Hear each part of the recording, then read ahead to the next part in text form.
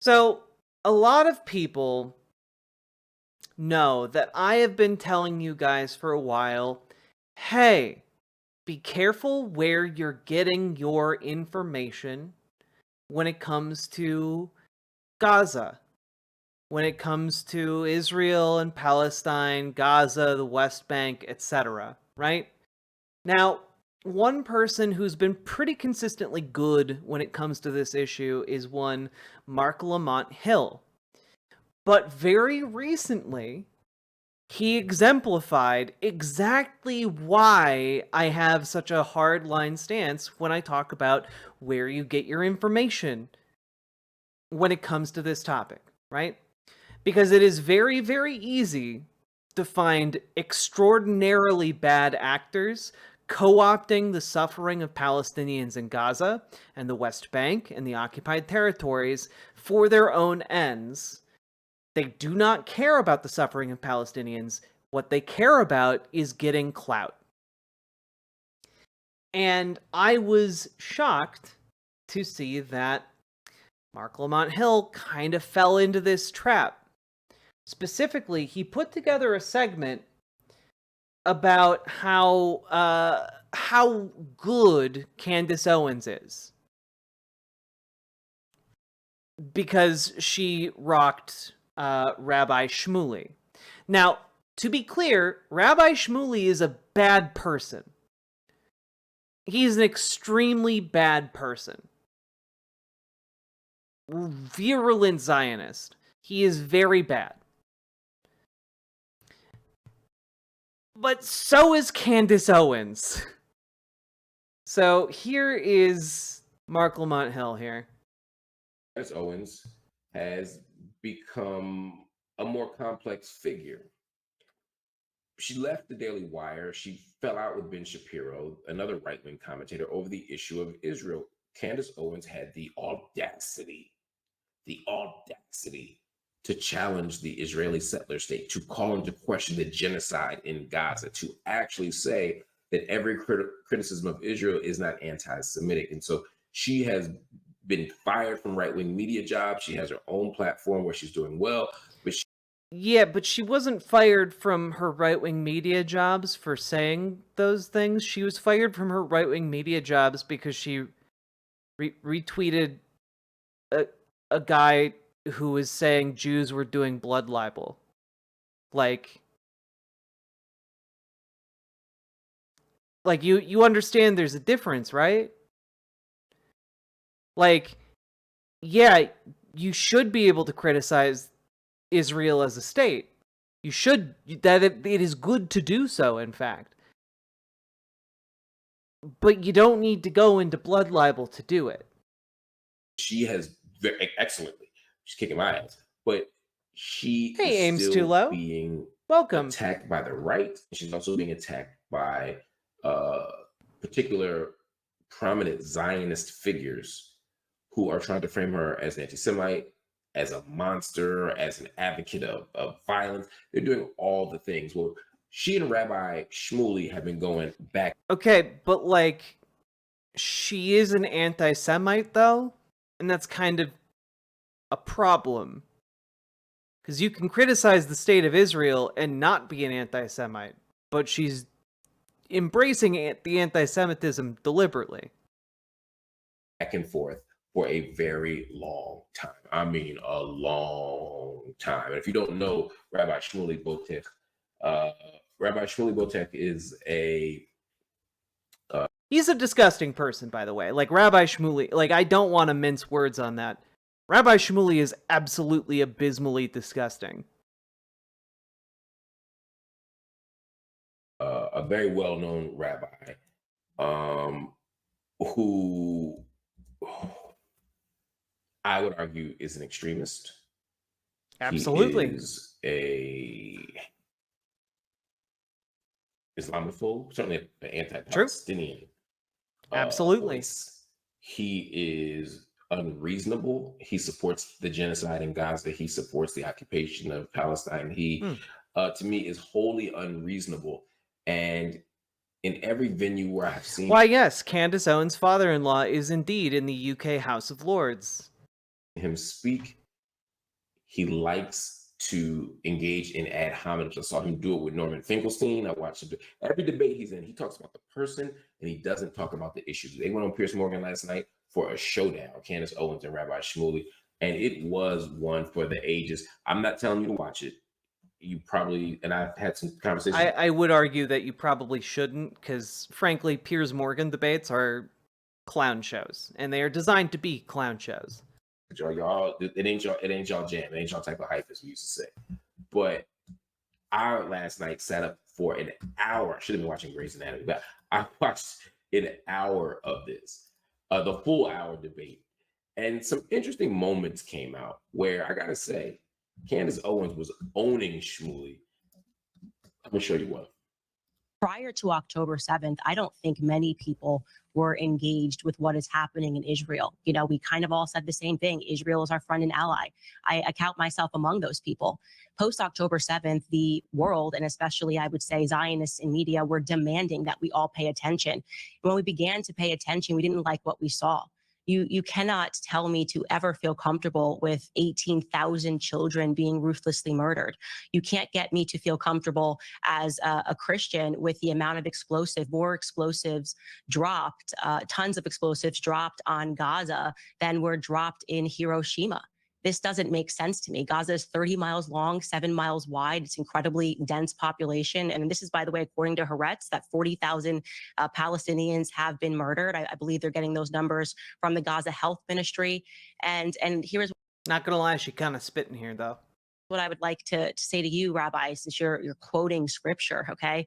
The one that's relevant to me is woe unto them that call evil good and good evil, that put darkness for light and light for darkness. And if you'd like to dive into a little more scripture, I think what's relevant is Revelation 3:9. Behold, I will make them of the synagogue of Satan, which say they are Jews and are not, but do lie. And I'm speaking directly to you, Rabbi Shmuley. The fact that you would try to say, I am Jewish and this is what I believe, and do and say the things that you are doing. People can see and hear evil, and what you are doing right now is an act of evil. The lies that you are telling, not just on me, but also on my family members, are a good example for the world to see what we are referring to when we call something radical Zionism. Barks. She went in. I'm going to say a couple things about that. You know what? I'm glad she's still not invited to the cookout. I'm going to say a couple things about that. Again, sometimes I think he's saying boss. Blessings come in the packages you don't expect. Sometimes interesting arguments, powerful arguments come from people who you don't normally rock with. When you see a debate between Candace Owens and Rabbi, I mean, that's not really an argument, though. Is he an actual rabbi or a LARPer? I don't know, and I don't care. Either way, he's an evil man. Or bars.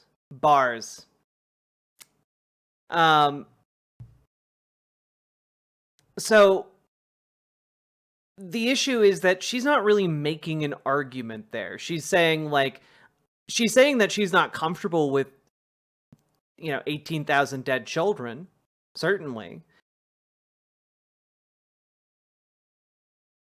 But she's not really making an argument. She's just saying it makes her feel bad. And therefore she can't support it. That wasn't a strong argument to make. She made it forcefully. That came through for sure. But not really an argument. Midnight and All Night, thank you for resubscribing over on Twitch. I appreciate it.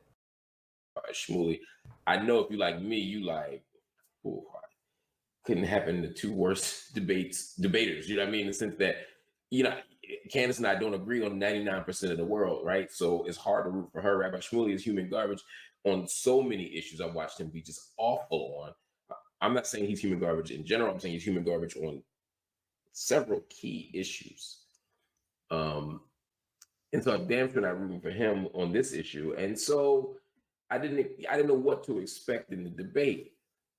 But Candace Owens dog walked Rabbi Shmuley through the entire how in the fuck did we Hiroshima a whole country is a pretty good argument. Well, the argument should be we shouldn't Hiroshima a whole country. You know, like we shouldn't have done that and we shouldn't do it now. You know? But like you then need to provide points as to why you shouldn't do that. Debate. It got so bad, she was hitting them with points. And then Shmuley one time said, well, where's your evidence? Where's your source? Now, we're on national TV. I'm giving you a data point and you're asking for my source. So she looks down and says, well, let me find it. Pulls it up and proves that what she said was right. It was about the amount of weaponry and the amount of explosives, I believe, that Israel was using and throughout various moments in history compared to the way they're using it right now in Gaza. He said, what's your source? Unfortunately, Digituna, the people that need the argument are of the are not of the brightest variety. You know, like we're having this argument because people are being willfully blind to the moral and ethical, you know, barriers to genocide. And you kind of if you're gonna go into a debate against someone like that, then you need to like be prepared to argue your point. She pulls up the source and he says, you cheated, you used the computer. And Piers is like, but she was right. He's like, yeah, but we haven't fact checked it yet. She was like, well, here are the sources. Like, then after the debate, he makes like a TikTok or a Instagram video, whatever. It says, Candace Owens brought a computer to a debate. She cheated. He didn't argue that her point was wrong. He didn't say that her fact was inaccurate. He said she only knew the fact after she looked it up. What kind of dumbass argument is that? You might have. Like,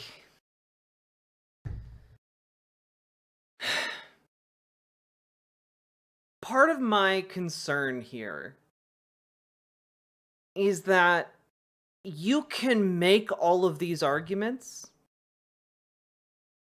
and condemn Rabbi Shmuley without praising Candace Owens, you know? You can do that. Yeah, like you don't have to be doing this, guy.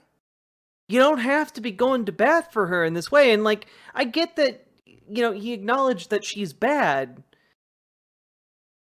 but you're putting out an entire segment about how she like is totally based and cool to an audience that might go check her out now. You know? Also, Tipster, I have no idea why the text-to-speech and like the alert didn't go off, but thank you for the $100 dono. That is incredibly generous, and thank you so much. And I'll just read it out. Just wanted to support one of my favorite streamers for keeping up to date with the latest in conservative cope. Keep doing what you do. We appreciate it. Thank you so much. I put in a lot of work on this stream to like put together segments and be able to have, you know, talk about this stuff. And I really appreciate it. Thank you for helping me to keep going forward. We're getting closer every day as we get bigger and bigger, and we get a little bit more subs and donos, get a little bit more BWA energy up in here. I get closer to being able to expand the show in like a way that will be really cool. Like once I have my office set up here and I'm living here full time, then I'm gonna be like on the prowl to like get a little bit more ship shape. Right now a lot of my content is pretty haphazard, and that's probably not going to change a whole lot, at least from your guys' perspectives. But from my perspective, like, you know, I think there are a lot of steps I can take that would make things a bit smoother. Finally, moving in with your girlfriend soon. I need to make sure that I have a workspace here that I can rely on that isn't this corner of her workshop, because she's also making progress on her lingerie company, and the prototypes are coming together, which is very, very cool. Trans inclusive, gender euphoric lingerie, folks. It's coming. And I am helping to work on it, so that's pretty cool too. And you know, we're trying to get our things off the ground. Yeah, you saw the story on Instagram. Yeah, it's coming together, folks. How do we invest in this company? No need for investments yet, but we're going to, once we have our initial first season, and we have a great design for the first season, by the way. Any news on that T-shirt? She told me she was going to put it on the website, and I will look into that. I'll bring it up with her tomorrow because she is asleep now. But yeah, if you want to invest in the company, invest in me. But yeah, we're gonna try and make the thing happen. You know, try not to get as listless as Vosh. Never. There's way too much to do.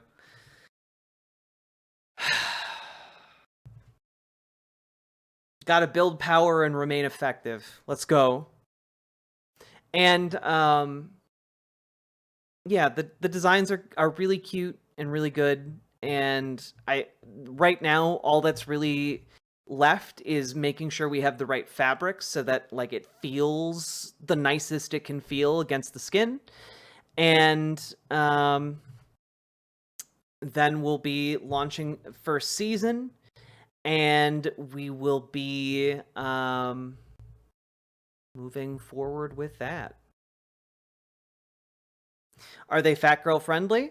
That's the goal. It's going to be made with a larger size range in mind, acknowledging that they're like trans ladies tend to be a little larger in a lot of areas. So the goal is to have adjustable and inclusive sizing.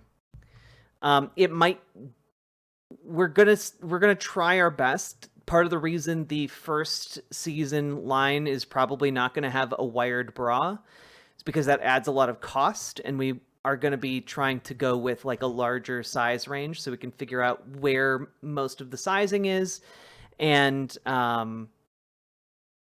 like have a design that is more accommodating.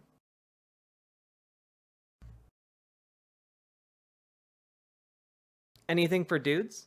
Well, the line is going to be marketed primarily to trans women and trans femmes, but it's also going to be stuff that if you want, you as a dude can wear it, you know? And we're also going to be, at some point, it won't be right at launch, but maybe in like, you know, second or third season, offering like an enhancing fit for lingerie, i.e. for, you know, for like trans ladies and femmes who want to enhance their bits rather than like smooth them down. And if you want to buy like cool like lingerie that will make you feel pretty, even if you're a dude, you can do that. The point is for it to be an inclusive for everyone. So marketing is going to be geared more in like a femme way, but it's designed for anyone.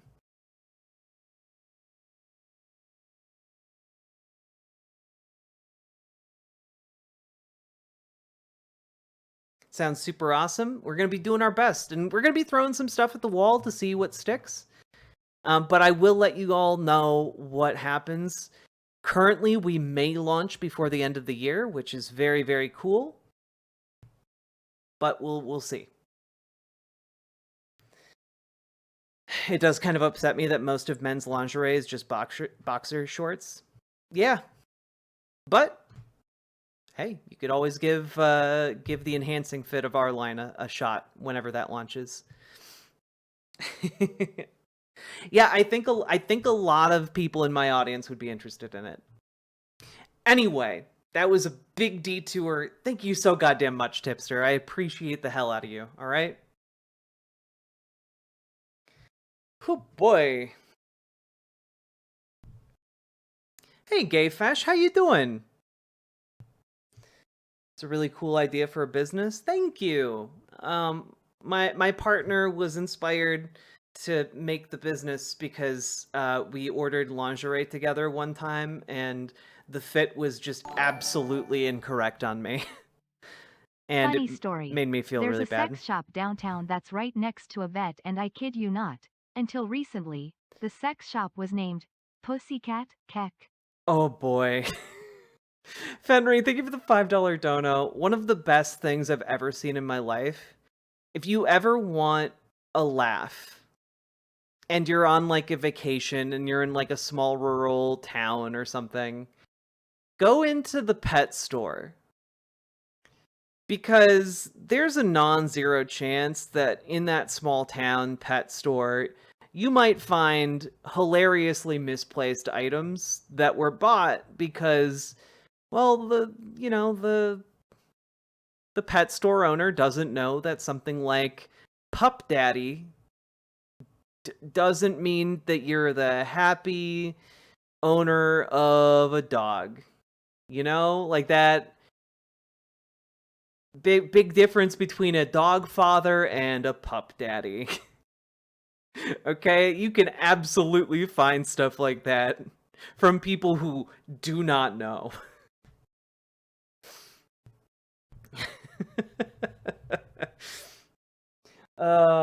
Also, welcome Raiders. Hope you all enjoy your stay. Where we got a little sidetracked from our segment, but we're getting back to it, okay? To catch you all up, we're going over a Mark Lamont Hill video because he goes out of his way to praise Candace Owens because she debated a rabid Zionist named Rabbi Shmuley. So let's get back into it. This is why you don't get your information from just anyone who happens to have like a decent tweet or video about being pro-Palestinians in Gaza, because you can inadvertently fall into just supporting like a absolute bigot of a person. Been right, but you didn't know off the top of your head. This ain't a pop quiz. It's a debate, ultimately looking for truth. So she's quoting scripture. He's quoting scripture to Candace Owens, and that's when Candace bounced back with that, woe to he. Ooh, that's the same scripture that Prop Joe used in The Wire. Ooh, woe unto them that call evil good and good evil, that put bitter for sweet and sweet for bitter, if you add the last part to it. That's Isaiah 5:20. He put that on him and said, look, she said, don't act like what you're doing is principled. Don't act like what you're doing is good. You're one of those people that act like you're doing good, but actually doing evil. And you're one of those people that takes evil and acts like it's good. She's talking about the genocide. She talked about the density of Gaza. She talked about the bombs, the children, and she appealed to her Christian faith, which more Christians should do. More Muslims should do, more Jews should do, more everybody should do this, right? And say, what are the best values of my tradition? The best values of my tradition, the best values of my faith say that I can't support a genocide. I can't support the killing of children. I can't support innocent people being harmed. Then she pulled. I got some bad news about some of those traditions, and it comes directly from, Benjamin Netanyahu here. Like, he invoked Amalek. For those who don't know, Amalek is a story from the Torah, and I believe it's also in the Old Testament, about God commanding the Israelites to slaughter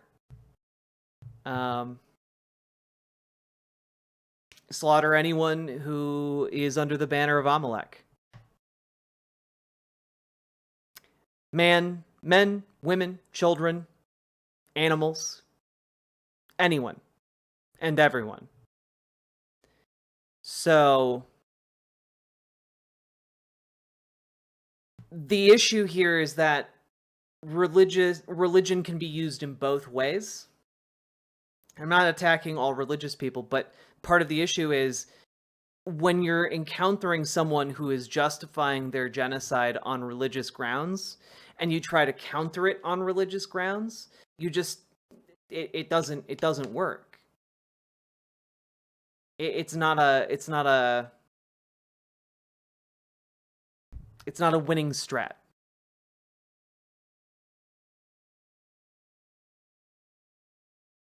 Pulled out. She pulled out the other one. Oh no, he definitely didn't do it because he legitimately cares about Judaism, but I do mean that there is a story in the Bible where God just arbitrarily commands his followers to do a genocide. And like it is viewed as moral because God commanded it, you know? This is a tougher one. She pulled out the synagogue of Satan from Revelations. Y'all don't know Revelations.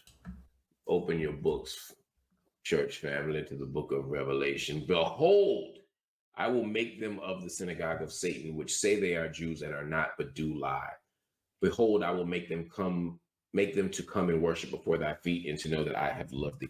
I don't love that scripture because of the various ways that it has been used. Too often that scripture has been used to demonize Jewish people. Too often that scripture has been used to deny the legitimacy, the authenticity of particular strands, particular communities of Jews, right? That you all aren't the real Jews, you're just Jewish. These kind of anti-Semitic narratives that emerge. And so too often that Revelations quote is used, I think, in ways that do harm to my Jewish brothers and sisters. So I don't like to see that used. That's not what Candace was doing right there. Candace was doing. So, like, I appreciate that Mark Lamont Hill is aware and on guard against usages of biblical scripture in that way. And I am even willing to grant that Candace wasn't trying to use it in the way that he's talking about in the debate. But well, we'll get to later in the video.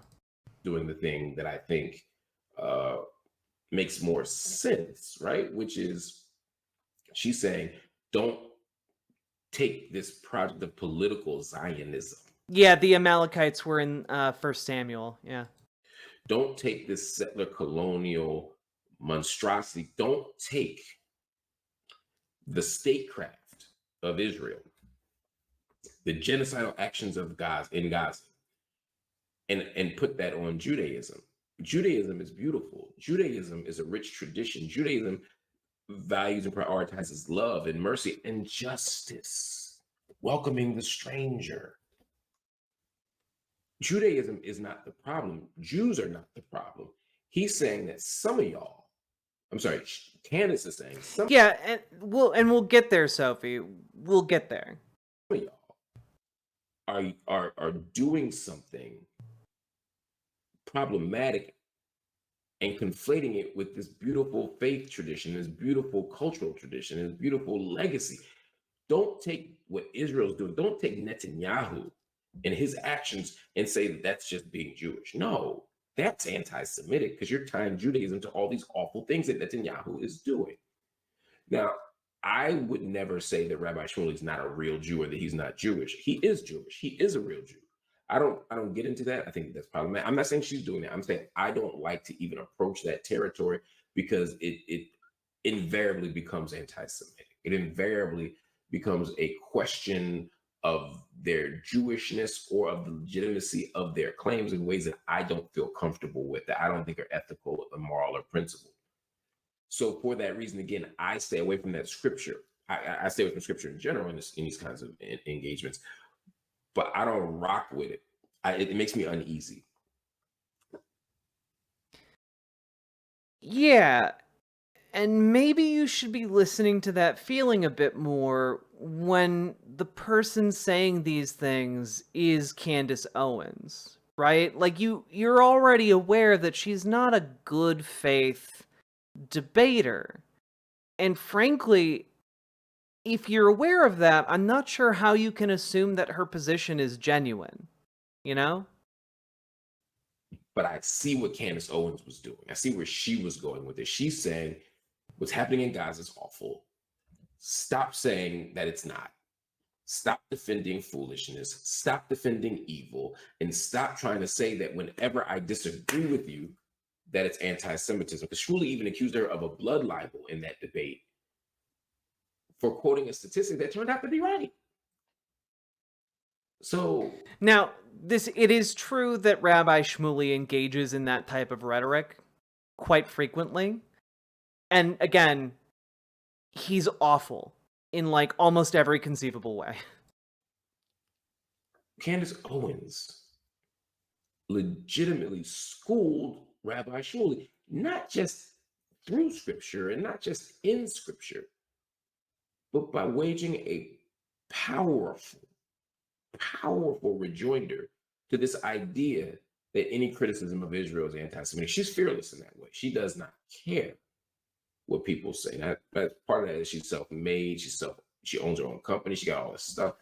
And when I say self-made, self-made is the wrong word. She owns her own stuff. That's what. Well, I mean, her brand is her being loudly bigoted. That is her brand. That is. And if she can dupe more people into watching her by adopting a certain position, she's absolutely going to do that. And so there's a lesson to be learned here from Candace Owens. Now, again, that doesn't erase the harm Candace Owens has done.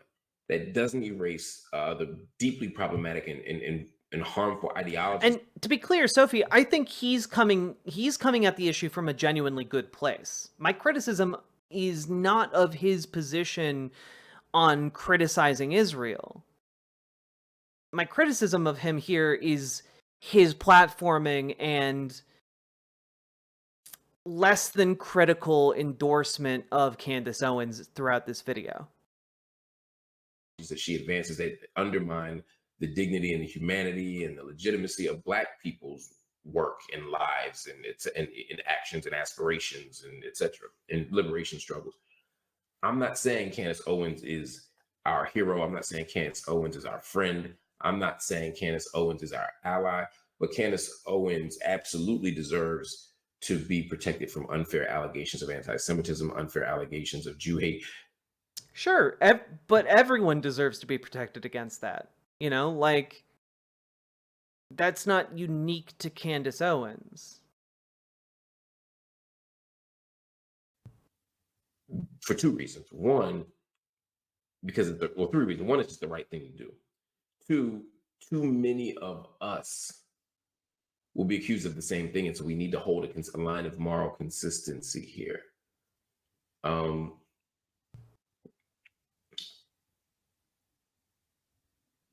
me say one more thing, actually. And three?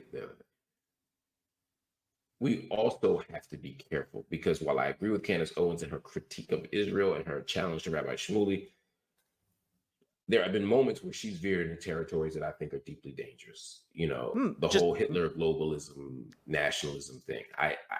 She didn't say what people say she said, but what she actually did say, I still think is problematic. Saying that, you know, Hitler's domestic policy was the problem, you know, it's when he went international or global. You know, if his nationalist project were restricted simply to Germany, she says he would have been fine. I'm saying no, because Hitler's domestic practices, his just intra-Germany practices, were violent. Yeah. If someone's defending Hitler and omitting the Holocaust and saying, well, the Holocaust and his, you know, domestic policies would have been fine if it was just within the borders of Germany, you understand how that sounds, right? Like, do I really have to spell out how that's awful? Like, if you're aware of this story, then you know exactly how and why she's associated with anti-Semitism. If you know this story, you should probably also know that, and I know this because I covered it, Candace Owens put out a video on YouTube not that long ago, basically talking about how, oh, no one lets you talk about Hitler anymore. Just real quick, right? All right, guys, welcome to Candace Owens podcast here. Boom, boom. Yep, 2 months ago, we covered this. Literally Hitler, why can't we talk about him? He who must not be named. You can talk about Hitler. It's just like you keep kind of talking about Hitler as if he's doing good things instead of horrible things. You can I think you can find the video where I went over that on my channel, actually. So you can head over to YouTube and check that video out if you are so inclined. But yeah, this isn't an isolated incident. That video came out 2 months ago. This Mark Lamont Hill video came out like a week and a half ago. Yeah, 5 days ago. And like,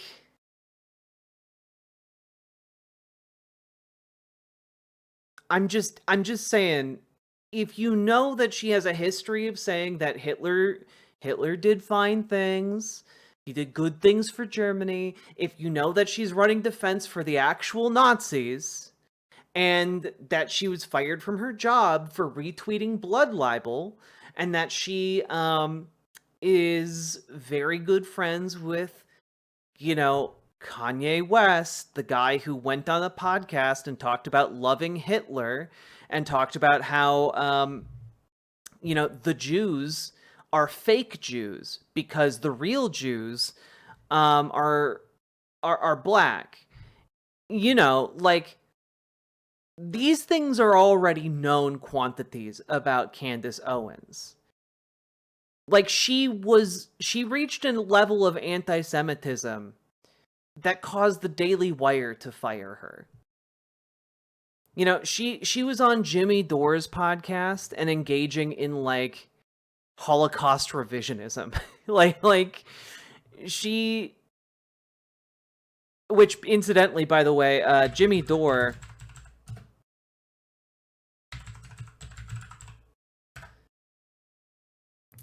incidentally, I saw this tweet, actually. I'm trying to pull it up real quick for you guys here. He recently had on, like, a Holocaust denier. Like a full-on Holocaust denier on his show and portrayed that guy as reasonable. Oh, man. Do I have it here?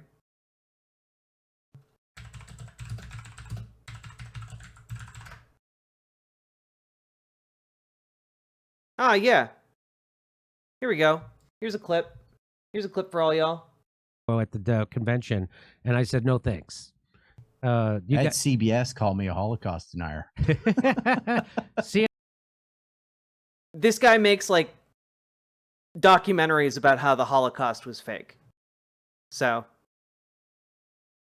and then called me a conspiracy theorist over the Syrian gas attacks. I was right about that. I was proven right by the OPCW whistleblowers, but I had CNN. He wasn't proven right, by the way. Want to include me in a documentary?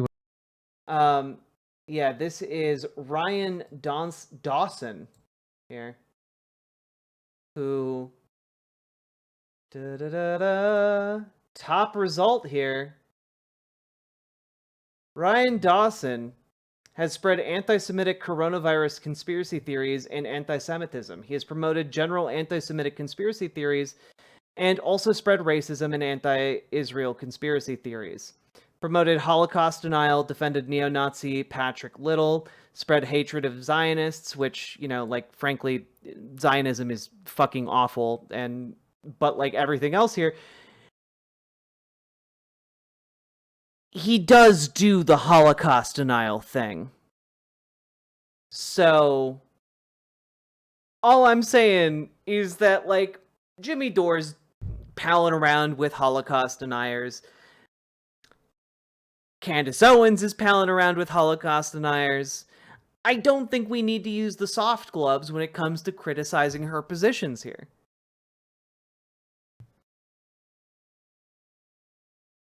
They were genocidal, they were anti-Semitic, they were evil. So there's just no way you can defend Hitler in any way, form, or fashion. And so I can't rock with that. People have accused her of Holocaust denial.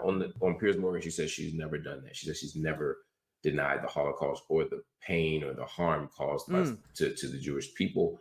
Other people say she still is. I need to see the evidence that she's denied the Holocaust, because she keeps saying the opposite in every interview I see. She keeps affirming the trauma, the pain, and the legitimacy of the justice claims that Jewish people have made in response to the Nazi Holocaust, because it was real, because it was evil, because I'm sorry. If you Google Candace Owens, Holocaust denier, one of the top results, okay? And, you know, maybe you don't trust this, but I've gone over the video, so I know what she said in her video, right? You can go watch me cover that video. So this is from the Jewish Chronicle. No idea the quality of this source, but pro-Trump commentator Candace Owens accused of going full-blown neo-Nazi over Hitler rant. Paragraph 1. Pro-Trump political commentator Candace Owens has been criticized for minimizing the Holocaust after calling Mengele's experiments on Auschwitz prisoners bizarre propaganda. Speaking in the episode titled Literally Hitler, Why Can't We Talk About Him?, Owens described Holocaust education as indoctrination.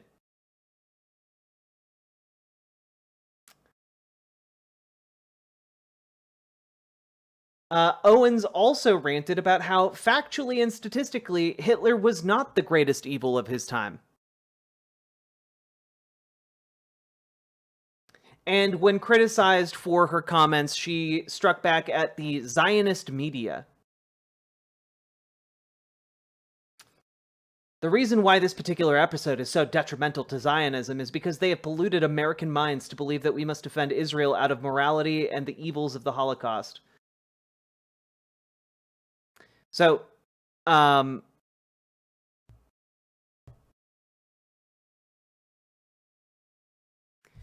like, I shouldn't have to point out to you that she's accusing Zionist media of being angry at her for talking about Hitler.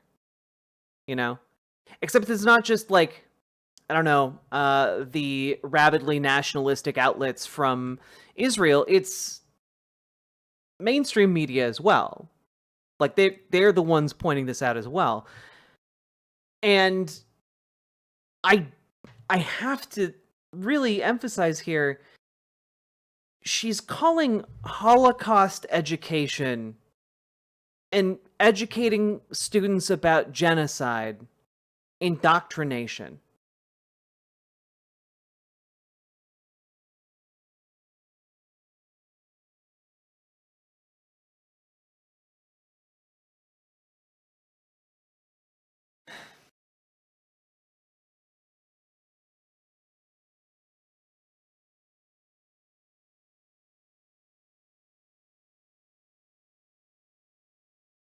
Everybody. So Violet Affleck, the daughter of Ben Affleck and Jennifer Garner, has turned 18, and she's already going viral for testifying in front of the LA County Board, making an emotional plea for mask mandates. She wants everybody to wear a mask.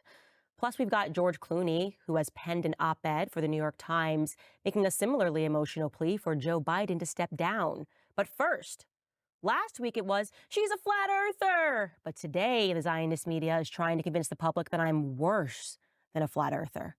I'm, you guessed it, a Holocaust denier.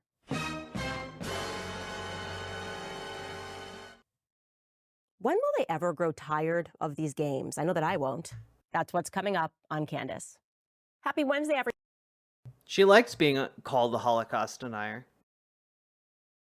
Like, she's a fan of it.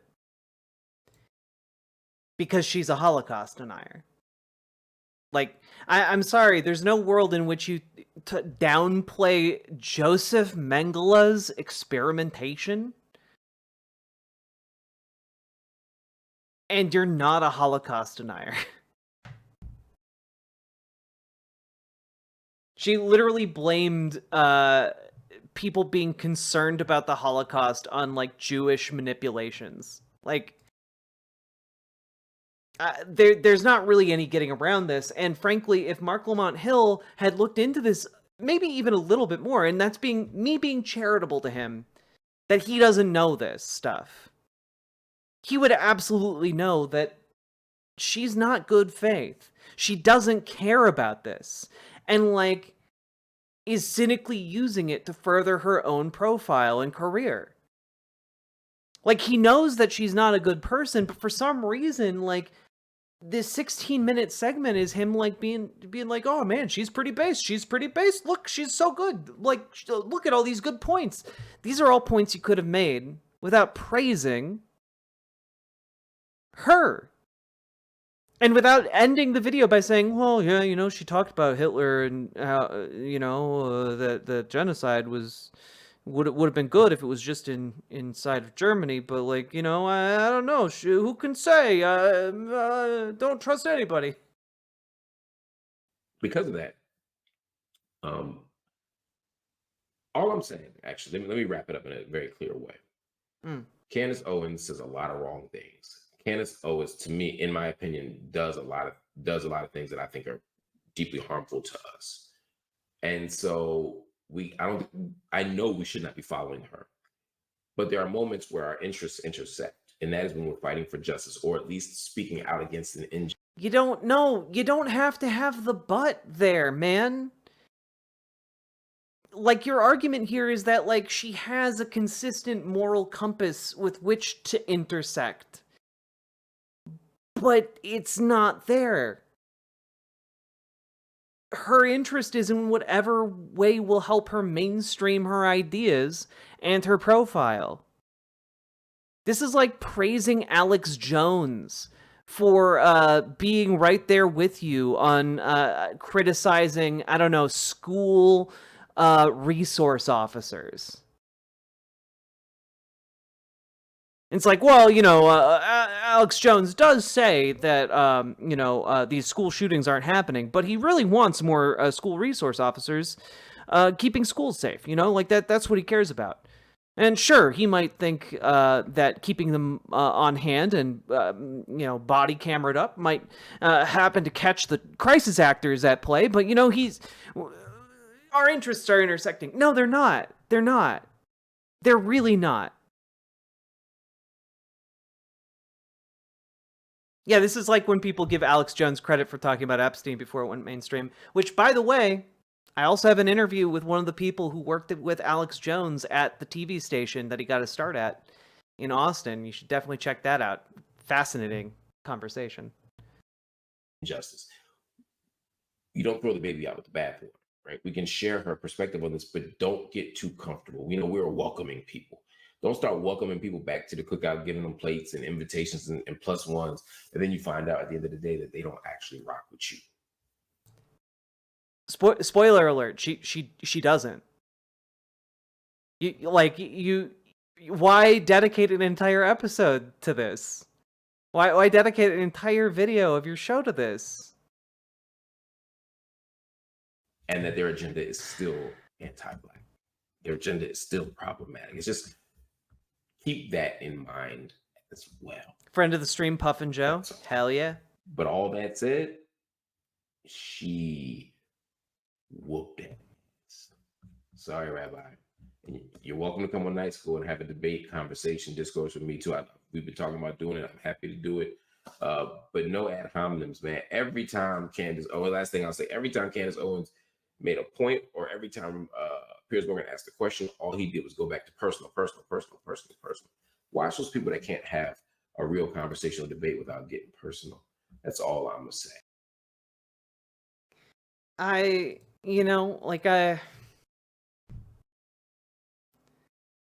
understand where he's coming from, and I understand the impulse, but it is exactly why I constantly, whenever we talk about Gaza now, I'm constantly trying to tell you guys not to fall into these traps. Because the temptation is there. It's very real. Some of the people who post forcefully about Gaza, they get a lot of attention. They get amplified on social media, especially if they're more conservative leaning, thanks to Elon Musk. And it's really easy to encounter those opinions in the wild. Jake Shields got a bunch of leftist support, and he's a virulent transphobic bigot. And people follow him and ingest what he's saying and begin trusting him more and more because he posts forcefully about Gaza and condemning the state of Israel for its genocidal action there. And it's just sucking people into this right-wing trap.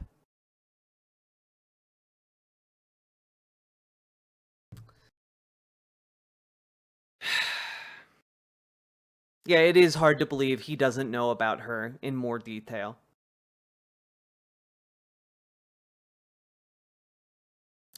Ms. Milena, I want to believe that, but too much of the video was him talking about how she kicked ass and did great. And he doesn't know what to believe. People are attacking her as an anti-Semite, and who is he to judge what her position is? And sure, she said this problematic thing and this problematic thing, and yeah, she's very, very bad, but look at how badass she is and how cool she was in that debate and all the good points she made. Even if you point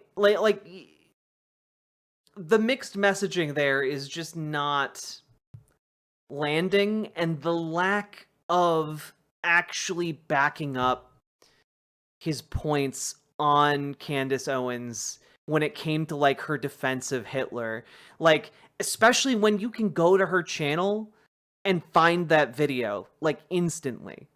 If you're looking for well, what are her thoughts on Hitler, you can find it, and it's not hard. She posted a new interview with Kanye just a few weeks ago, and we went over that, and there's anti-Semitic shit all over in that new interview. It's TJ Durza, exactly. At best, it's irresponsible. And that's my best case interpretation of Mark Lamont Hill. And I do think he has good intentions. This isn't me saying Mark Lamont Hill is the devil or anything like that. This feels irresponsible. And yeah, you never have to hand it to a fascist. You just don't have to do that. And I don't understand the impulse to just not provide the full context of her statements. If you know she's bad, you should make sure that you look into how to contextualize a segment on her,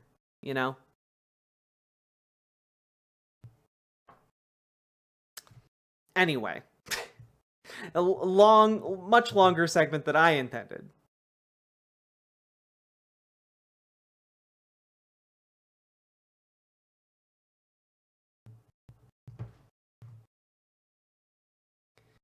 I think that people, Distron, I think that people, especially pro-Palestinian folks who, protest in favor of Gaza and who, advocate in favor of the Palestinian people. Like, we're tired, man. We're tired, and it sucks. And like every day is just more horrors unleashed, And it is difficult as hell to just keep slogging through that, and it makes people sad and makes people desperate to see any kind of improvement. And so when people see someone new standing up and like saying something forcefully in favor of the Palestinian people, like, people gravitate to that. I don't think it's people being too nice. I think it is, a symptom of desperation, a symptom of any clawing for any kind of hope. And I implore people, in your desperation, do not latch on to, don't latch on to the false prophets, because they're coming here to lead you astray. They're coming here to take advantage of you in your desperation. And Candace Owens fits that description to a T.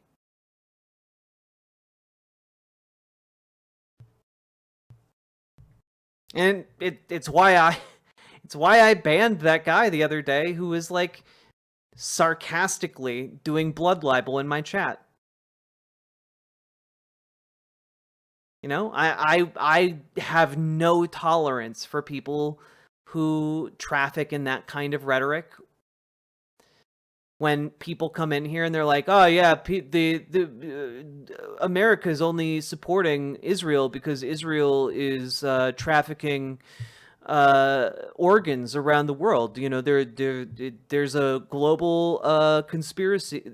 Sorry, there's a global illicit trade in organs, and Israel is the hub for that. And the Jews are just trading people's organs, and that's why Israel supports them geopolitically. And it's like, no. I don't care if you said that sarcastically or not. That doesn't fly in my community. No. Not now, not never.